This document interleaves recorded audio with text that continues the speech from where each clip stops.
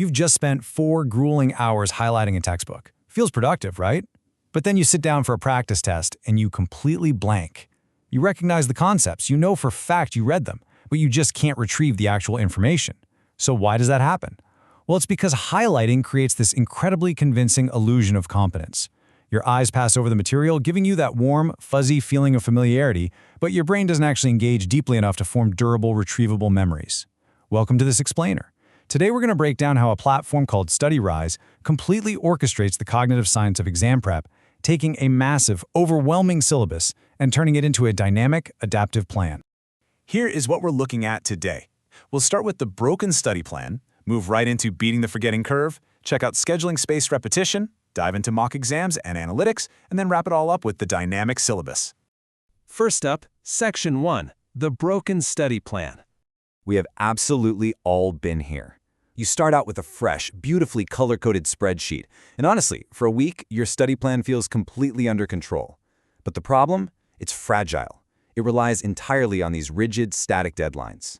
The very second life happens, and let's be real, you're inevitably going to miss a few days, the whole grid just breaks.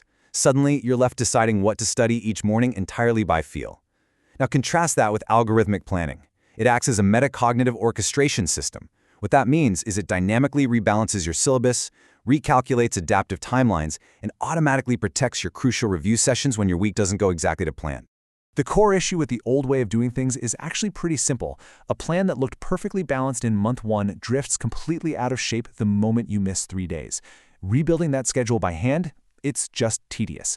Honestly, trying to keep your initial subject coverage, your question banks, your mock exams, and your space reviews all perfectly proportioned across a 5-month horizon is genuinely fiddly.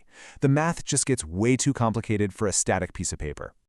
Moving right along to Section 2, beating the forgetting curve. So, why exactly do manual plans fail so spectacularly? Well, back in 1885, Hermann Ebbinghaus plotted out what became a totally foundational finding in psychology. It's called the forgetting curve. It dictates that without deliberate review, roughly 70% of newly learned information is lost within 24 hours. Think about that for a second. 70% of your hard work literally vanishes overnight if you don't systematically review it. Within a week, the remnants of what you studied are incredibly thin. Your manual schedule usually just keeps pushing you forward to new material, completely ignoring the fact that your brain is basically leaking the old material out the back door. And hey, how you review matters just as much. Let's look at some data published in 2006 by Rodiger and Karpicki. It shows us exactly why active recall is so ridiculously powerful. Students who used repeated self-testing yielded a massive 80% retention rate after 1 week. Compare that to the dismal 36% retention you get from passive rereading. It is the exact same amount of study time, but it yields a dramatically different cognitive result.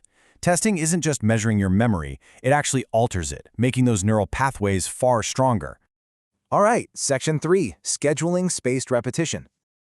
This is where the tech becomes genuinely powerful. To counter that memory loss we just talked about, StudyRise actively manages your entire syllabus through a triphasic spaced repetition sequence. It totally prevents that awful feeling where you finish a complex topic in week 1, but realize you've forgotten most of it by week 8. When you complete a milestone, the system automatically schedules an SR1 review, then an SR2, and an SR3. It's actively managing the syllabus by pulling those older topics back into your daily queue. It forces them to the surface right before they naturally fade, and it's modeled perfectly on that exponential forgetting curve. But the absolutely crucial point here is how the algorithm responds to your actual brain. The review interval adapts directly to your own feedback. Let's say you review a flashcard or a concept and rate it hard. The system immediately pulls the next review closer to shift your attention upward.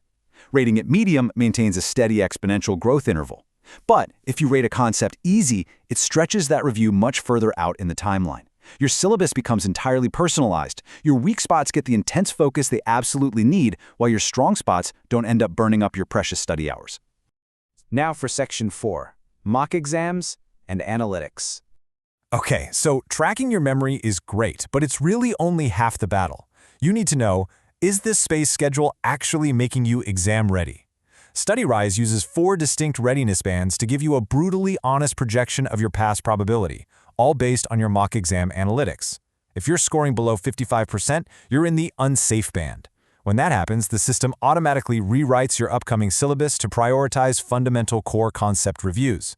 Between 55 and 62% is improving, where it actively routes your study hours toward those low-scoring subtopics.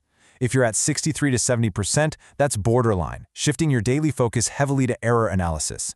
And if you're hitting above 70%, you are exam ready, and the system automatically transitions you into continuous maintenance mode.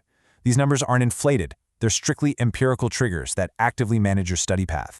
So you see, mocks do far more than just measure your score. They are literally the steering wheel for your entire syllabus. The system actively routes your future study hours right back into your weak areas based on real, tangible results. For example, if a topic like cardiology keeps costing you marks on a practice exam, cardiology automatically absorbs your next few days of study time. It's this continuous, adaptive feedback loop that guarantees your time is spent strictly on what actually moves the needle. Finally, Section 5. The dynamic syllabus. Let's see how all of this builds together into a single, cohesive workspace. You don't ever start with a blank page. You just input your exam date and your available weekly hours, and suddenly a raw, intimidating syllabus becomes a perfectly orchestrated engine. The system automatically allocates blueprint phases and milestones based on exactly what needs to be covered. From there, you simply wake up, execute timed daily study blocks with an integrated Pomodoro timer, run your spaced repetition right from the automated overdue queue, and let your mock exam accuracy continuously rebalance your upcoming focus. It completely removes decision fatigue. You can finally put 100% of your energy into actually learning. And crucially, you get 30 days of full access to test out this entire metacognitive orchestration system for yourself. Zero risk, completely free, and there's no credit card required. You can plug in your own specific exam, whether that's the AMC MCQ, the USMLE, a massive university final, or the bar exam, and just let the engine map out your exact week-by-week timeline before you ever have to commit or make a single structural decision. I'll leave you with this final, crucial thought to consider for your own prep. Look closely at how you manage your time right now and ask yourself, is your study plan actually adapting dynamically to your memory and your weaknesses, or are you just checking off static boxes on a fragile spreadsheet? Honestly, it might just be the difference between an illusion of competence and true exam readiness. Thanks so much for joining me on this explainer, and I'll catch you next time.